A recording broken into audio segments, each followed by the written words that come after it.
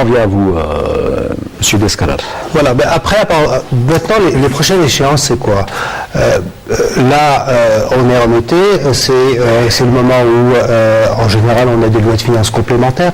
Donc, aujourd'hui, le sujet, le défi, c'est quel va être le budget, s'il y a un budget complémentaire, ou une loi de finances complémentaire, quels vont être les réajustements budgétaires qu'il va y avoir dans la loi de finances complémentaire 2016, et quel va être notre budget pour 2017? C'est-à-dire, quels sont les choix budgétaires qu'on va faire? Parce qu'on a vraisemblablement des choix à faire.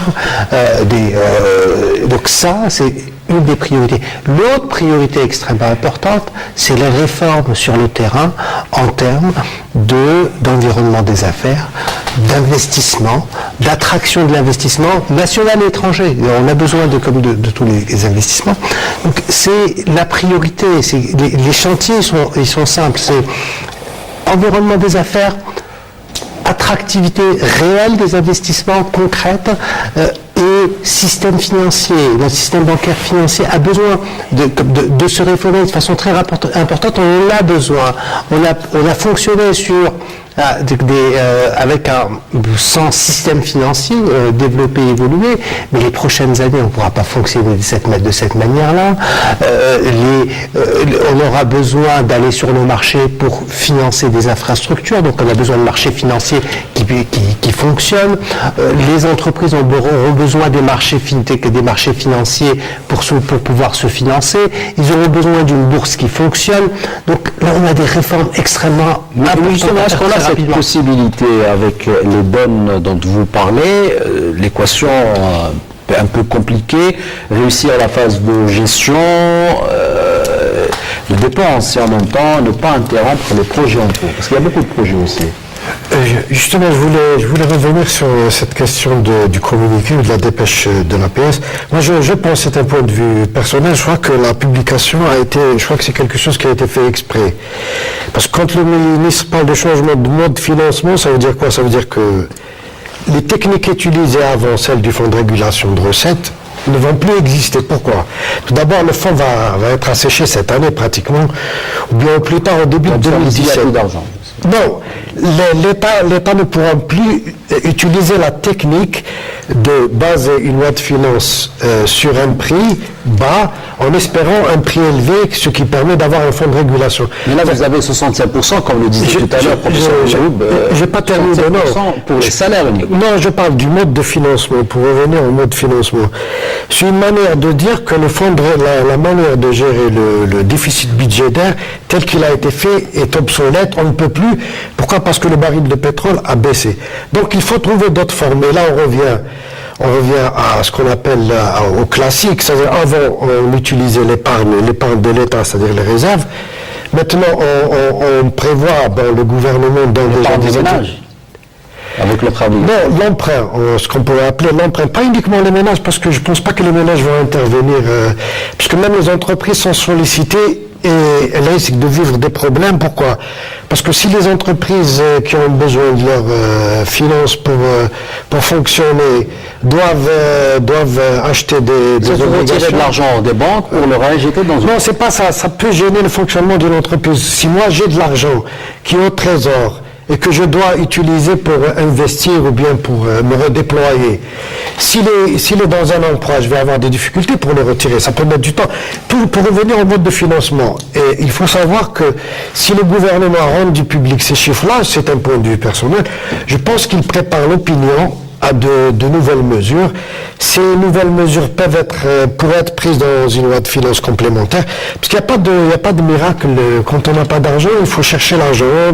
Où est-ce qu'on va trouver l'argent? On réduit les dépenses, on crée de nouvelles taxes, on augmente les impôts, on bloque les salaires, et ainsi de suite. C'est-à-dire que si le gouvernement a vu que le fonds de régulation des recettes va s'assécher et qu'il faut trouver d'autres solutions, il doit préparer l'opinion à ça. Et évidemment avec la perspective que, comme on dit, le rêve que le prix du pétrole augmente. Stabilise, mais c'est toujours est-il, c'est pas à très court terme. En 2016, professeur Dmiroub, toujours selon les chiffres communiqués, la fiscalité ordinaire représente le double de la fiscalité pétrolière. Ça dépend de quelle année. 2016. Parlons de 2016. Oui, le double de la fiscalité de 2016. 2016, oui. Oui, si on calcule la fiscalité de 2016 sur le prix de référence à $37, c'est très possible, ça ne pose pas de problème. Et encore, c'est des prévisions. Parce que le pétrole a baissé. Le pétrole a baissé, et puis ce sont des prévisions. Aujourd'hui, est-ce que réellement on va pouvoir collecter cet impôt sur la fiscalité ordinaire? Parce que là aussi, il y a un sérieux problème de collecte de l'impôt, de recouvrement de l'impôt. Ça pose des problèmes. Et comme j'ai dit tout à l'heure, l'assiette n'a pas augmenté, donc on sera obligé, si on fait un alignement de notre budget sur les recettes fiscales ordinaires, si on considère que c'est l'élément déterminant, donc c'est la réduction de la dépense publique. Il n'y a pas un autre choix. Ça d'une part.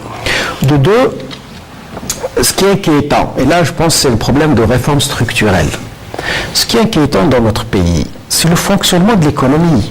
Lorsqu'on sait que pendant 10 ans, on a eu un taux de croissance des investissements de 15%, il y a un volume d'investissement de 30% du PIB, investissement global, productif, infrastructure, tout ça pour un taux de croissance qui a varié entre 3,5 et 4,5% au cours des 10 dernières années. Si on compare cette situation avec d'autres pays de la région, pour ne pas aller en Europe ou en Asie, avec même pas le tiers de ce volume d'investissement, ils ont fait des taux de croissance de 5%. Donc il y a un réel problème de fonctionnement de l'économie. On injecte des investissements publics et un peu privés dans l'économie, mais cet investissement n'est pas très efficace. Ne produit pas de la croissance. Là, il y a des investissements oisifs. Et ça, c'est à cause du fonctionnement de l'économie. L'économie nationale n'absorbe pas tous les investissements. Il y a des infrastructures, il y a du potentiel, etc. Mais l'investissement productif, celui qui crée la croissance, n'est pas là. Et là, je pense qu'aujourd'hui, s'il y a des réformes à faire immédiatement, en plus des réformes institutionnelles qu'il faut faire tout de suite, parce que sinon le reste ne marche pas, c'est de libérer totalement et de façon, alors là, radicale, l'investissement. Libération totale, sans aucune contrainte, nationale et internationale. La règle 49-51 ne tient plus. Justement, j'allais poser cette question autour de... Elle ne peut pas, non, franchement, il faut la revoir, il faut l'adapter à des secteurs, mais la laisser comme règle universelle pour tous les secteurs, c'est un blocage. Est-ce qu'elle va figurer dans le prochain code d'investissement? Je crois qu'elle est dans la loi de finances. 2016. Je parle du code de l'investissement. Le code d'investissement, c'est justement, on a décidé de la faire sortir du code des investissements et la mettre dans une loi de finances. Excusez-moi, mais c'est un débat anachronique. Oui, mais ça. Je termine donc. Aujourd'hui, donc, il faut vraiment aller vers l'investissement productif, lui qui est resté très faible pendant toute cette période, c'est-à-dire l'investissement des entreprises qui produisent. Et ensuite, pourquoi pas les zones franches? Mais je ne comprends pas pourquoi l'Algérie ne va pas aller vers les zones franches. Qu'est-ce qui empêche? Tous les pays sont développés avec les zones franches. Le Maroc, l'Égypte, la Jordanie, je prends rien que les pays de la région. La Malaisie, l'Iran, l'Égypte est aujourd'hui devenu le premier pays qui reçoit les idéaux en Afrique. Le Maroc est deuxième. Ils ont dépassé l'Afrique du Sud. Et nous, on est vraiment très très loin, 15e ou 16e en Afrique. Donc c'est parce que dans ces pays, l'Égypte en particulier, le Maroc, capte l'investissement étranger. Ils ont des législations de capture de l'investissement étranger, d'attractivité de l'investissement étranger, avec des zones franches. Et je pense que l'Algérie aujourd'hui n'a plus le choix de dire je fais ceci, je bloque ceci, je sélectionne des idéaux, je ne donne que le 49. Je crois que ça paraît assez paradoxal. C'est un non-sens. Il y a une loi sur les zones franches qu'on a abrogée sans l'avoir mise en place. Tout ça, c'est pour ça que ce débat sur le 49-51, ça nous apparaît anachronique. Non, mais il faut trouver d'autres sources de financement. On va aller à l'endettement extérieur. On laisse payer ce luxe-là lorsqu'on avait un matelas d'épargne budgétaire, de réserve de change, mais là notre situation elle est assez chronique. Aujourd'hui, M. Benhoum le dit très bien, on a besoin rapidement de conditions qui permettent d'investir, de produire, à bâtir. Et les investisseurs, et j'insiste, c'est pas juste les investisseurs étrangers, mais nationaux et étrangers à investir. Donc on a besoin, évidemment, de zones franches, mais on a besoin d'en débattre pendant 3 ans pour ne rien faire, mais de les mettre en place dans 1 mois, 2 mois, 3 mois au maximum. La question, la règle du 51-49, c'est un débat anachronique aujourd'hui dans une situation. Aujourd'hui, c'est pas le sujet n'est pas le 51-49 et en plus le 51-49. Si on veut attirer des investissements, c'est pas ce débat-là qu'on doit avoir. C'est le débat, c'est qu'est-ce qu'on produit chez nous en Algérie, qu'est-ce qu'on produit comme valeur ajoutée, qu'est-ce qu'on crée comme emploi. Donc toutes ces questions-là, tout qu'on avait, on avait de la difficulté à appréhender, là on doit les voir très différemment parce qu'aujourd'hui c'est très urgent. On a besoin de produire dans notre pays rapidement. On ne peut pas se permettre le luxe d'attendre plus longtemps. Je le répète, chaque jour fait qu'on a 80 millions de dollars de réserves de change en moins. Et lorsque nos réserves de change s'épuiseront, on n'a pas de rechange, on n'a pas d'autre. Si on n'a pas entre-temps développé une capacité à produire de la richesse pour notre propre consommation, mais aussi pour pouvoir exporter et avoir des réserves de change, on sera dans une très mauvaise situation. Donc aujourd'hui, c'est ça qu'on a besoin absolument de préparer, de ne pas d'avoir le focus là-dessus. Chaque Algérien, en se disant qu'est-ce que je peux faire pour produire en tant que richesse, et que chacun remette en cause notre comportement, notre emploi du temps chaque journée, chaque journée, lorsque le temps qu'on passe à attendre dans une administration, à nous déplacer pour juste avoir une information au lieu de l'avoir au téléphone, à faire quelque chose qui ne permet pas de produire une richesse. C'est ce qu'on disait, le fonctionnement de l'économie, c'est ça. C'est pas les questions de fonctionnement de l'économie, c'est pas de la théorie dans des livres. C'est notre emploi du temps, chacun, nous tous, toute la journée. On sait très bien ce qu'on fait dans la journée. Il suffit qu'on se pose la question, dans ce que j'ai fait dans ma journée, qu'est-ce que j'ai produit comme richesse réellement concrète, ou qu'est-ce que j'ai fait où j'ai juste joué un rôle, où j'ai attendu, c'est pas de notre faute, mais quand on a un rôle quand on est dans une administration, quand on remplit un papier, on ne crée pas de richesse. On crée de la richesse quand on fabrique quelque chose, quand on crée de la valeur. Et c'est ça qui est important. J'insiste là-dessus, mais chacun de nous, ça se traduit de cette manière-là. C'est-à-dire, on s'en sortira si chacun de nous, quand on fonctionne dans la journée, on fait quelque chose qui produit de la richesse, qui crée quelque chose, qui fabrique quelque chose. Alors, toujours, Yeshar. Oui, parce que j'aimerais revenir sur la question. Moi, je voulais revenir rapidement sur le problème des zones franches. Il faut savoir puisqu'on appelle les pays émergents, aucun pays émergent, qu'il soit bouddhiste, chrétien ou musulman, n'a émergé sans les zones franches pour attirer les idées. C'est connu, y compris la grande Chine communiste. Elle a percé grâce aux zones franches. Les zones franches, c'est quoi? C'est ramener des investisseurs et gagner de l'argent. Et le gouvernement, maintenant, l'actuel gouvernement, ou bien les autres, ceux qui l'ont précédé, pendant 15 ans, leur travail a consisté à distribuer une rente, c'est-à-dire que les exportations des hydrocarbures, les richesses créées par les exportations des hydrocarbures ont été transformées et réparties d'une manière équitable ou non équitable à la communauté nationale. Or, il s'avère que depuis 2014, il y a une crise. Ces exportations d'hydrocarbures ne ramènent pas autant d'argent, autant de richesses.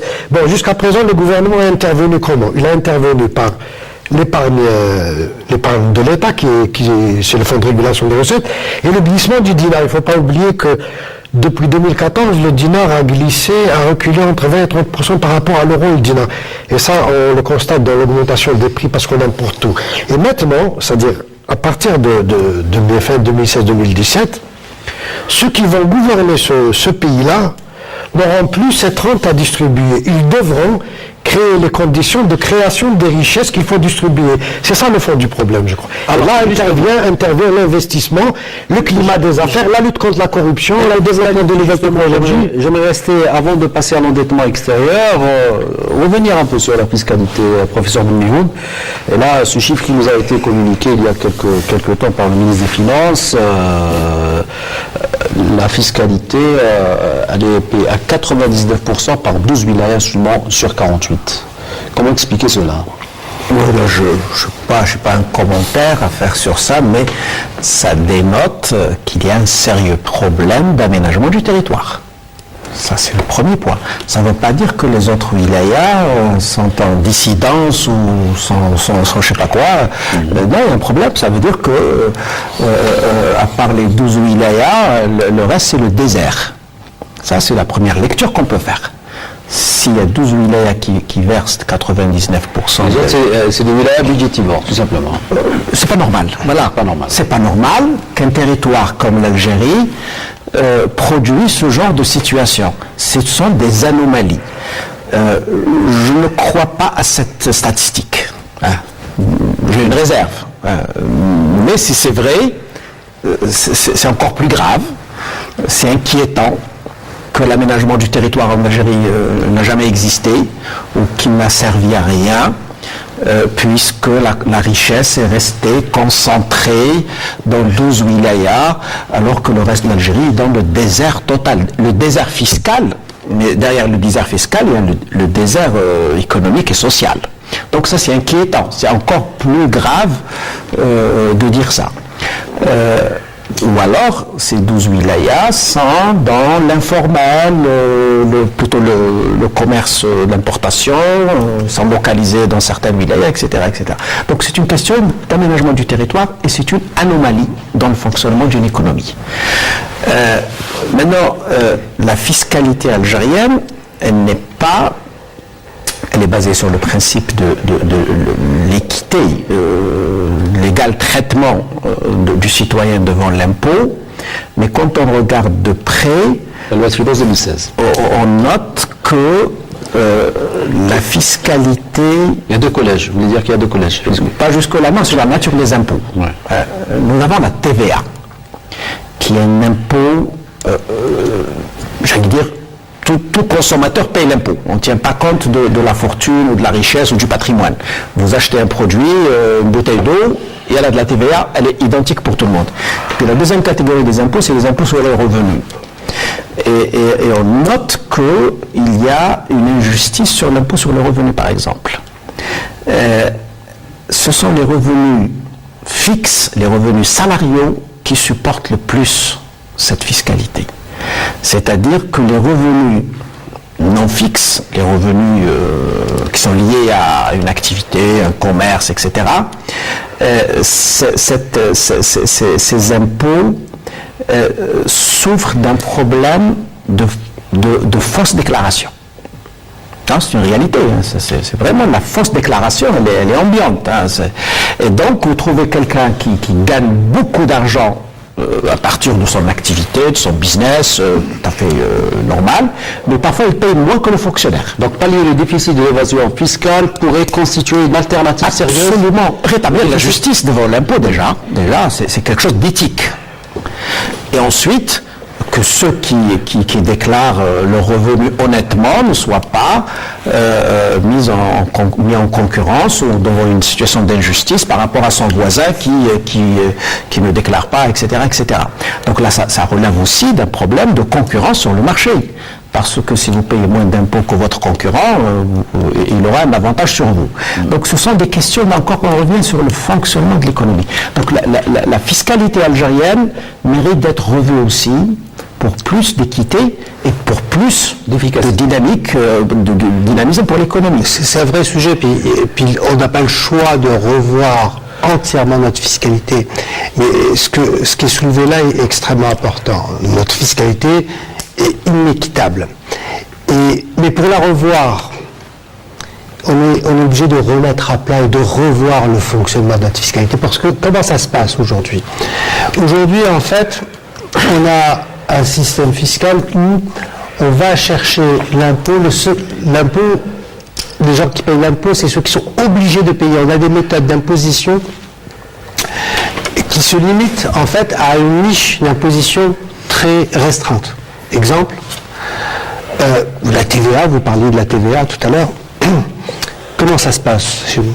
En fait, la TVA, elle est collectée au port, au moment de l'importation. Et après, dans plusieurs circuits de canaux de distribution, tout le reste des réseaux de distribution sont informels. Et c'est là, au port, on collecte la TVA et les droits de douane, et après, on n'est pas en mesure de traiter tout le reste des réseaux de distribution.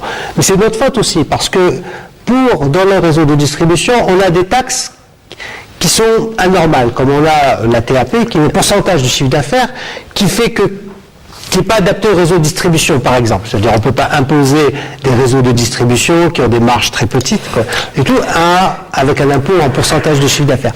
Donc, on est obligé de remettre à plat les choses. Si on s'acharne à vouloir appliquer notre mode de fiscalité, calcul, le contrôle fiscal, qui est inadapté à l'activité économique. Si on s'acharne à vouloir l'appliquer de cette manière-là sans la remettre en cause, on n'y arrivera pas. On sera dans un blocage. Et pour pouvoir faire notre réforme fiscale, on a besoin de remettre en cause entièrement notre façon de fonctionner, notre façon d'imposer. On est obligé de remettre en cause cela pour pouvoir avoir une réelle fiscalité qui serait équitable pour tout le monde. Un des éléments, c'est remettre en place une véritable fiscalité foncière. Parce que souvent on parle de l'impôt sur la fortune, mais en pratique on sera jamais en mesure de mettre en place cet impôt sur la fortune-là. Mais mettre en place une véritable fiscalité foncière qui est en pourcentage de la valeur marchande des biens fonciers immobiliers, en réalité c'est le meilleur moyen d'imposer la richesse, faire un impôt sur la fortune. Donc en réalité, sur notre fiscalité, on a besoin de réellement réformer, mais en profondeur. Pas dire on maintient la TAP ou on la diminue, on la baisse de 2% à 1,5%, mais on a besoin de revoir les choses. Parce qu'avec les outils qu'on a aujourd'hui, on est dans une impasse. Alors, autre source de financement, l'endettement extérieur qui n'est pas totalement exclu, ce n'est pas une part, pour paraphraser les propos de M. Webahami. Alors, la question est simple, faut-il avoir peur de l'endettement externe? Je vais essayer de répondre assez rapidement. J'ai exposé des avant-points de vue sur ce plateau. Je pense qu'on diabolise cette question de l'endettement extérieur. L'endettement extérieur, c'est quoi? C'est contracter un crédit. Pourquoi le contracter? Ça dépend pourquoi vous le contractez, ce crédit. Et ça dépend à qui vous le confiez aussi. Si une entreprise performante emprunte de l'argent à l'extérieur et que ces dirigeants ne sont ni corrompus ni incompétents et qu'ils gèrent bien. Parce qu'il y a une crise de confiance aussi. C'est pas une crise de confiance, c'est un modèle de gouvernance. Ça dépend comment on veut gouverner. Si une entreprise, je dis bien une entreprise, tout le monde, dans tous les pays du monde, les entreprises fonctionnent par le crédit. Il faut que les gens le sachent. Toute entreprise qui se respecte va à la banque, elle emprunte de l'argent et elle travaille avec cet argent. Sauf que ces entreprises-là, elles ont d'abord un projet qui est rentable, elles font une étude de marché, leur projet est normalement rentable, et le projet n'est pas confié à quelqu'un d'incompétent ou de corrompu, il est confié à une personne qui est compétente et qui est contrôlée, il y a des organisations de contrôle, et qui lui fait gagner de l'argent. Donc vous pouvez gagner de l'argent en étant endetté. C'est ça la définition, c'est ça ce qu'on entend par emprunt dans la pratique. Maintenant, nous, au niveau des mentalités, y compris des responsables, ils voient l'endettement par rapport à ce qui s'est passé dans les années 80-90. Qu'est-ce qui s'est passé par rapport à l'ouverture des capitaux des entreprises? Non, mais c'est pas ça. On parle de... Dans les années 80, qu'est-ce qui s'est passé? Il s'est passé que, comme les finances de l'État, comme il y avait une mauvaise gestion, il y a eu une chute de prix, des prix du pétrole. Le gouvernement de l'époque s'est mis à contracter des crédits à court terme pour acheter du lait et du café. C'était pas un endettement pour le développement. C'était bon, la situation était telle que l'Algérie se retrouvait sous l'effet des conditionnalités du FMI. Maintenant, quand on dit, on ne peut pas l'être en 2017. Là. oui, bien sûr, si vous allez chez le FMI et vous lui dites voilà, je subventionne l'électricité, il me faut de l'argent pour construire des centrales électriques. Il va vous dire voilà, je vous prête l'argent, mais l'électricité doit être payée à tel prix. C'est ça ce qu'on appelle la conditionnalité. Et je crois que les responsables qui parlent de ça ont peur qu'ils perdent un peu de leur pouvoir et ce qu'on appelle la souveraineté.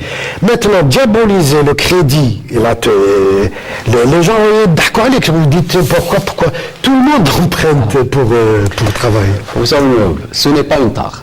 Non, ça c'est sûr que c'est pas une tare. Pour notre économie, ça risque de devenir une tare parce que c'est une économie coincée. Et par conséquent, on a peur de la dette extérieure, d'abord sur le plan idéologique. On développe une idéologie de l'indépendance de l'Algérie, de la souveraineté, de l'indépendance, de la décision politique, économique de l'Algérie, mais tout un habillage autour de ça qui fait dire que dette extérieure, ça veut dire que j'aurai moins d'indépendance. Les États-Unis sont le pays le plus endetté dans le monde extérieur. Ils ne vivent que de ça d'ailleurs. Alors, premièrement, aujourd'hui, le marché du crédit, le marché de l'endettement international n'est pas favorable pour l'Algérie. L'Algérie, si elle se présente sur ce marché, d'abord ça fait longtemps qu'elle est sortie de ce marché, elle va négocier peut-être à des conditions moins favorables. Elle n'est pas en faillite, mais l'Algérie est un peu en marge de ce marché parce qu'il faut une compétence, il faut des connaissances, il faut savoir comment utiliser ce marché. Aujourd'hui, l'Algérie, le marché financier international n'est pas favorable pour l'Algérie. Bon, ça, on peut traiter cette question. Deuxièmement, quand on s'endette sur l'étranger, il faut préparer les conditions d'une économie productive qui va produire des revenus pour rembourser. Parce qu'au bout de 5 ans, de 10 ans, je ne sais pas combien d'années, ça dépend des échéances, ça peut être à 3 ans aussi, il faut rembourser. Et rembourser en devises. C'est ça la grande question. Parce que vous pouvez recevoir des dollars et des euros, vous les investissez en Algérie, transformés en dinars, ils sont dans le circuit. Mais si vous n'exportez pas, avec quoi vous allez rembourser ? Le pétrole qui est encore là pour éventuellement supporter cette charge, mais on dit qu'il ne suffit plus, qu'il faut sortir de cette logique du pétrole.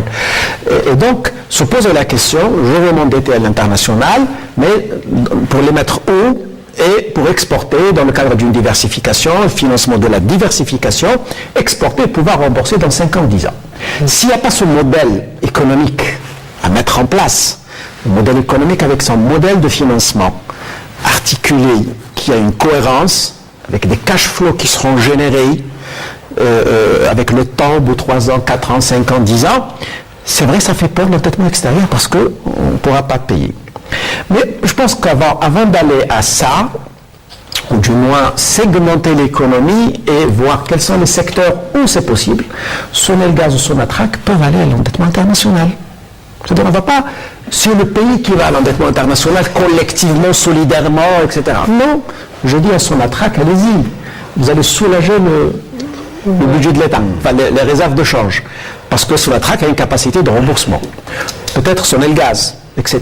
Certaines entreprises peuvent le faire justement parce qu'elles peuvent dégager des cash flows et des surplus à terme. Mais d'autres, pour financer le budget de l'État, pour financer les infrastructures. Nous avons des solutions que nous n'avons jamais voulu utiliser. Le BOT. Pourquoi l'autoroute, on l'a construit sur fonds propres? Pourquoi? Des barrages, des ports, tout ça aurait pu être fait avec le BOT. L'avantage du BOT, c'est que celui qui vient avec vous et fait le montage BOT, il prend des risques avec vous. Et il va exploiter l'infrastructure. Tout à l'heure, on a parlé des infrastructures qui ne produisent pas de la croissance. Si ce BOT a été monté, que l'investisseur sur le modèle du BOT était associé avec vous, il a pris des risques, il aurait exploité ces infrastructures. Aujourd'hui, par exemple, on parle des Chinois qui vont nous prêter 3 milliards de dollars pour construire le port de Chefchaouen. Mais non, les Chinois, ils n'ont qu'à construire ce port. On a besoin de ce port. en eau profonde. Mais qu'ils investissent, les Chinois, dans le BOT ou dans un partenariat. Mais pas de crédit des Chinois qu'on aura demandé à rembourser par la suite. Absolument. Voilà. Donc il y a des segmentations qu'il faut faire. Il n'y a pas une solution universelle pour toutes les questions d'investissement, mais chaque cas peut avoir un traitement particulier. Professeur Bouméhoub, professeur en économie institutionnelle et en management, merci pour tous ces éclairages. Merci à vous également, Ilyas Karar, expert financier, membre du FCE, pour ces explications autour des finances, du domaine des finances. Merci vous également, Ilyas Sahar, journaliste spécialiste des questions économiques et énergétiques. Malheureusement, on arrive au terme de cette émission, en espérant vous retrouver la semaine prochaine pour un nouveau thème de questions d'actu. Je vous dis au revoir et à la semaine prochaine.